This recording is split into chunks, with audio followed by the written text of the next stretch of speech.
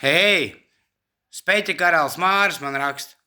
Veselība nekad neradīsies no naudas, tieši otrādi, jo vairāk naudas, jo vairāk bojā veselība, jo nav laiks uz vēlēšanās pievērst uzmanību veselībai. Blinu, pilnīgā nabaga domāšana. Sāksim ar to, ka nauda nebojā veselību. Tās ir cilvēku izvēles, kas bojā veselību.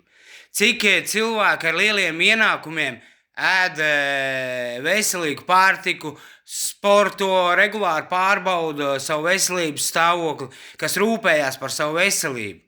Un ja mēs runājam par nabagiem, tad man liekas, ka lielākā daļa nabagu tieši otrādi. Viņi guļ gultā, neko nedara, pīpē, dzer un pat nepievērš uzmanību saviem simptomiem.